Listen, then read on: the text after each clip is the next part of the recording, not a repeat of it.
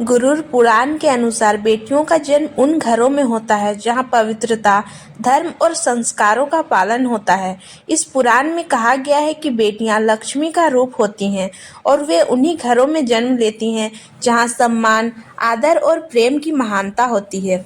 गुरुर पुराण के अनुसार जिन घरों में माता पिता का आदर किया जाता है, धर्म का पालन होता है और जहां सदा सकारात्मक वातावरण बना रहता है, वहां बेटियों का जन्म होता है। इसका तात्पर्य यह है कि बेटियां उन्हीं घरों में आती है जहां उनका स्वागत अच्छे और संस्कारी माहौल में किया जा सके। धर्म और नैतिकता। बेटियां उन घरों में जन्म लेती हैं जहां धर्म और नैतिकता का पालन किया जाता है। यह दर्शाता है कि घर का वातावरण सकारात्मक और पवित्र होना चाहिए।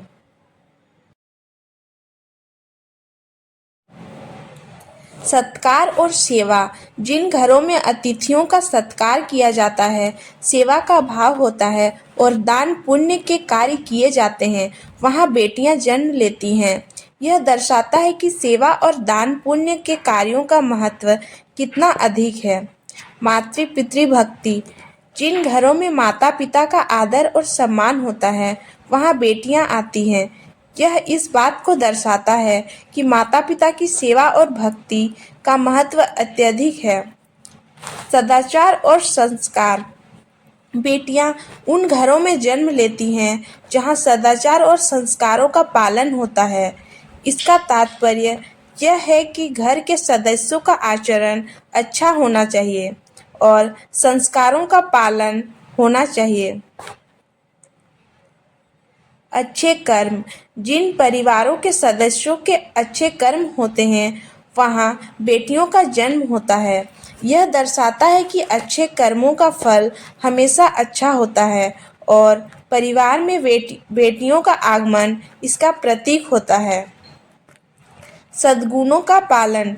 जिन घरों में सत्य, अहिंसा, करुणा और क्षमा जैसी सद्गुणों का पालन होता है, वहाँ बेटियों का जन्म होता है। यह दर्शाता है कि बेटियों का जन्म एक पवित्र और सद्गुणी वातावरण में ही संभव है। संस्कारों का महत्व। बेटियों का जन्म उन्हीं घरों में होता है जहाँ परंपराओं और संस्कारों का महत्व होता है। यह परिवार और परंपराओं का मूल्यों को बनाए रखने में सहायक होता है। धन और समृद्धि। बेटियों को लक्ष्मी का रूप माना गया है, जो समृद्धि और शुभता का प्रतीक होते हैं। इसीलिए जिन घरों में आर्थिक समृद्धि और शुभता होती है, वहाँ बेटियों का जन्म होता है। सत्संग और भक्ति।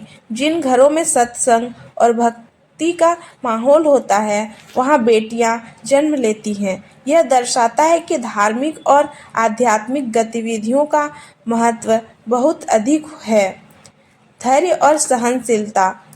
बेटियों का जन्म उन घरों में होता है जहाँ धैर्य और सहनशीलता का पालन किया जाता है। यह परिवार के सदस्यों के मानसिक और भावनात्मक स्थिरता का प्रतीक है। प्रेम और स्नेह। जिन घरों में प्रेम और स्नेह का वातावरण होता है, वहाँ बेटियां जन्म लेती हैं। यह पारिवारिक सदस्यों के बीच आपसी प्रेम और स्नेह को दर्शाता है। इन सभी बिंदुओं से यह स्पष्ट होता है कि गरुड़ पुराण में बेटियों को लक्ष्मी का रूप माना गया है और उनका जन्म उन्हीं घरों में होता है जहाँ पवित्रता, धर्म, नैतिकता और अच्छे कर्मों का पालन किया जाता है।